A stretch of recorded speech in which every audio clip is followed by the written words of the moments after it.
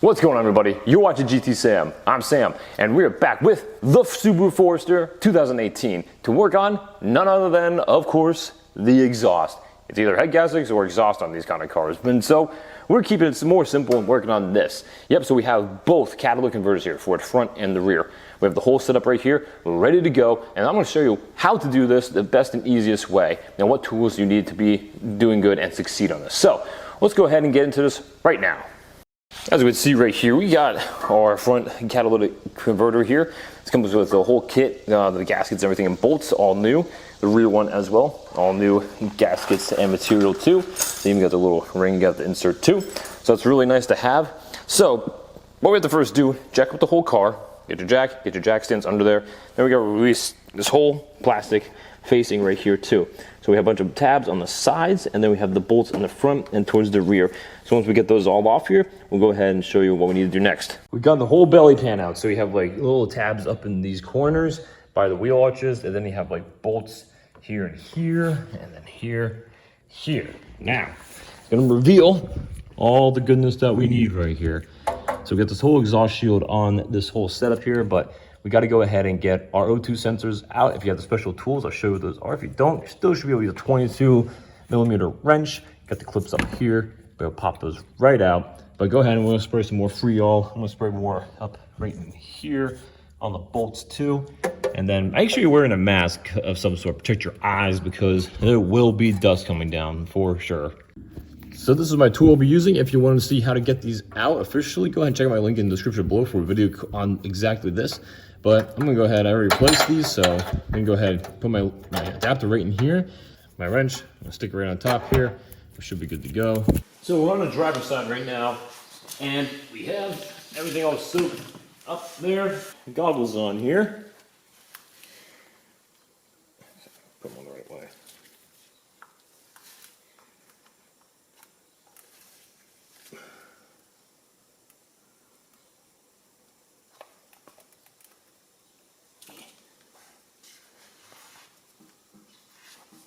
So we're gonna take this all off in one fell swoop pretty much. So of course we gotta get these bolts out here. So make sure you have some impact rated sockets, and extensions would be good. So you got socket, extension here. And I'm using my big electric impact gun here. Fire in the hole. All right, one bolt came out. Nice, actually that's pretty shiny still.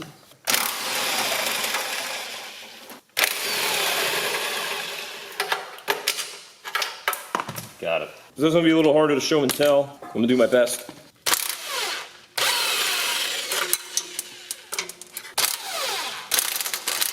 So we're pulling it.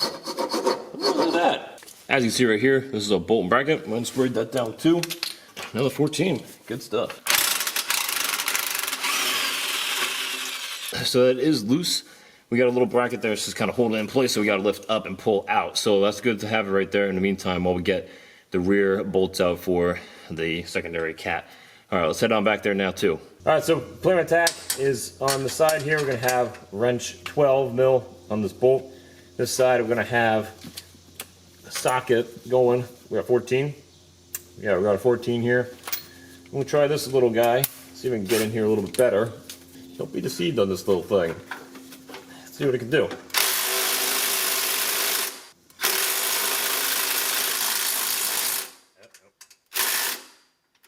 Oh, all right. And I'll tell you what, I don't like these little swivel heads. They really freak me out. Because I know one day they're gonna fly off and smack me in the face. Exactly. That's scary, people. That is scary. I hate these things. So I'm not using that anymore.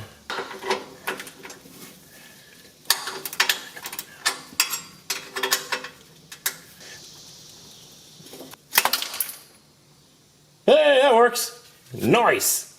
Busted the bolt right off. Oh, hey, that was the rusty part, hopefully. We don't need that. We have new pieces. Man, I couldn't. Like, clean off, people. And clean off. And this is what I'm talking about, like, getting some safety goggles. Yeah, good thing we're not underneath it, but all right, we got the other side now too, so that's gonna be a whole nother, bag of fun here. Steady. Yeah! And honestly, I don't care about these bolts breaking. This is kind of great. Woo!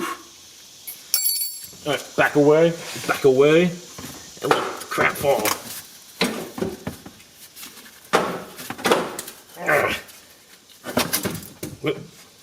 One piece of crap. And no slide. So it's caught on the tab here. So we need to give it some leverage out.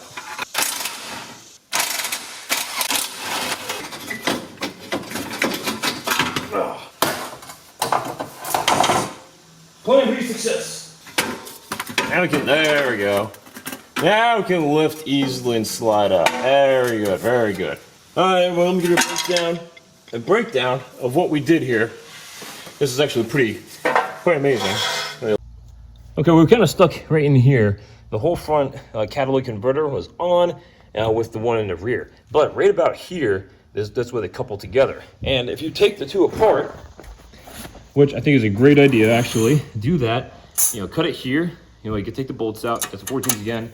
That came out nicely, very happy about that. Came out right from here, and it helps you with the weight and distributing, balancing everything, be able to go off much easier. So that worked really well. Just separate them if you can. If they're stuck and rusted, cut them with your a metal cutter if you have that too. That'll work really nicely. But yeah, so the next part is going to be kind of interesting. If you don't have exhaust shields, yeah, we don't have exhaust shields. These bolts are gone. They're very gone. To get them off, we're gonna have to do a lot of it's gonna take a lot of time and a lot of problems because they're gone. So it doesn't really matter. Is this shield worth saving? Not really. Do we need it? Well, not really. So we're gonna have to probably go without this because it's just not gonna work, guys. So unfortunately, that's the way. If you get an exhaust shield on there, that's cool, but mine didn't come with them, so we're just gonna kind of go with what we have here. So let's keep blowing on here, but let's take a look at some of the damage.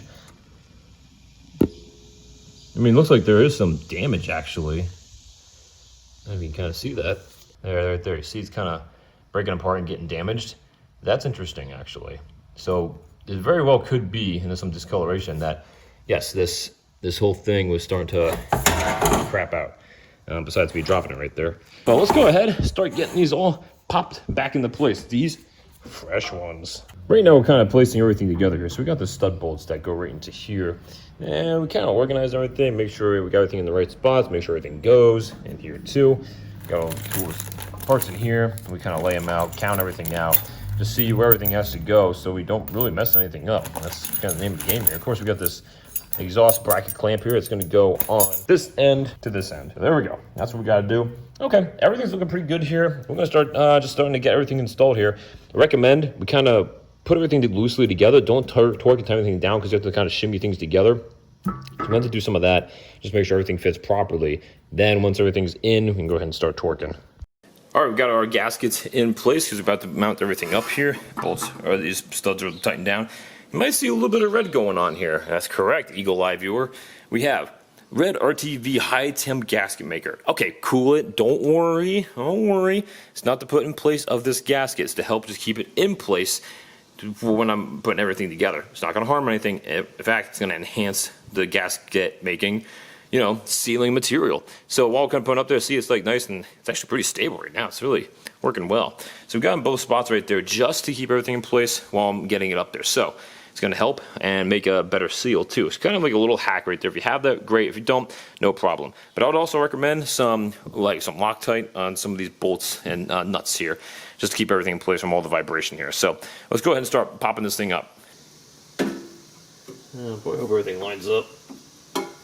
This is going to be a sad day.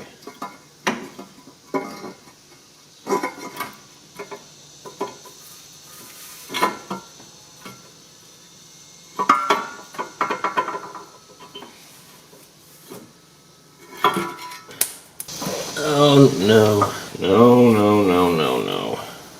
This is why I do not like aftermarket. Oh, dude, it doesn't fit for crap. Nope, it's not gonna work, people. 1/4 of an inch, but 1/4 of an inch is all we need to mess everything up here. So, all right, well, we're sunk in the water right now. Can't do anything. So we're in here, but you can see over here, we're definitely not in. 1/4 inch off. There's no way of bending it or moving or anything like that, so. Oh, now you see. Okay. Oh gosh, I got gasket maker all over my shirt. No. All right, just for even more proof, I wanted to show you the distance between the two spots. You're right in the crevice here, right in this crevice here. So if we're pretty accurate, so there, yep. All right, so 21.5 inches. Over to our non-OEM one, we're definitely not 21.5. That is, you know, that's 1/4 inch off. 3 days later. And welcome back, everybody. We are on the next day, a couple of days. We got a new direct fit part. This is going to be a little bit closer to OEM, not perfect, but so much better. I did a dry fit, and we give it a little tap, I think, here and there. It's going to go in really nicely. So really happy with that. It costs a little bit more. Now, with that, let's get this popped in place and see how it does. All right, folks, this should be it. Got my gasket in place with a little bit of the gasket maker. Keep everything steady. All right.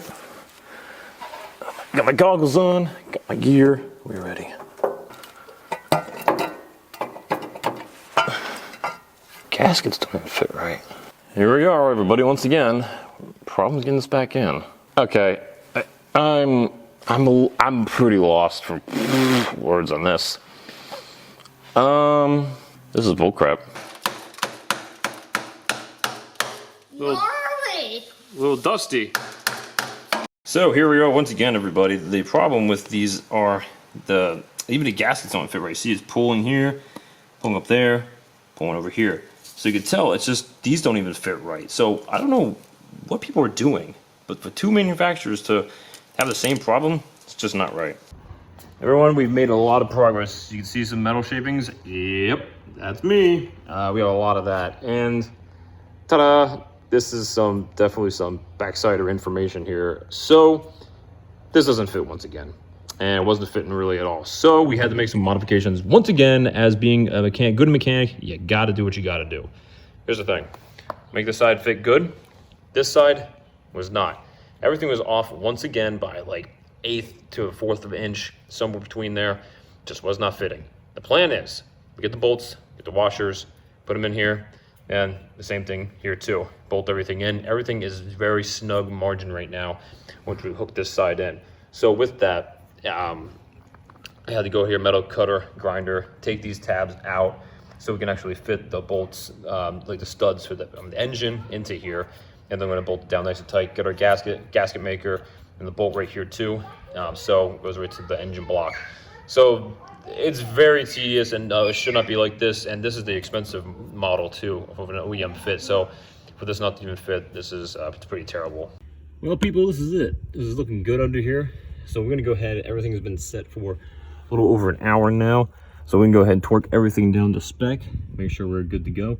Then we're gonna go ahead and start everything up. But I'm happy with the results and the little modifications we had to do here. So let's go ahead, tighten everything up, get on road on the show. Wait, what's the road on the show? Show on the road. All right, everyone, this is it. I also taking care of some AC issues, but it's time to see how this sounds and starts. Here we go.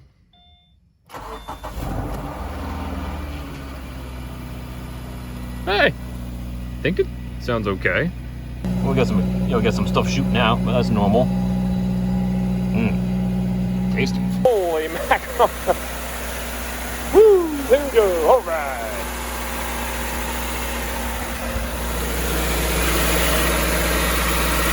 Yeah, all types of crap burning off from the exhaust. That's normal, people. All right. We'll keep an eye on it, see how it does. A couple minutes. All right, AC has kicked on. Go and check our readings. All right, let's go, baby. Fill her up. Hey, the AC actually does sound really good. It's not sound like crap. So that's awesome. Let's take it for a test drive, see what it does. So we'll be right back. Well, everyone, as you could hear, this is just putt-putting away with no hiccups at all. Took it on a test drive, cleared the codes. Things are working well. So I think give it a little more time to just drive around, see if anything comes back, but I feel good about this. You hear it exhaust just a little bit more just because we don't have the shields on there, but I don't think that's going to cause any problems whatsoever. So everything's working well, sounds good, feels good, and AC's back to working well also. Well guys, that is it for today. Thank you so much for watching. If you enjoyed today's video, make sure you hit the thumbs up right there. Make sure you subscribe down below for more content quite like this and much more. If you have any comments or questions about anything, go ahead and leave it down below. I'd love to help you guys out with any questions or comments you might have. Also, make sure you check out my merch store for great t-shirts and long sleeve shirts. And check out my Amazon links down below for all the tools that we used and the proper catalytic converters that you need for this vehicle. Because if you don't have the right ones, it's going to be a big pain. But as far as some hiccups, not too bad. We were able to manage it, and I'm really happy about that. So guys, thank you again so much for watching. This is GTSam. I'm going to catch you next time.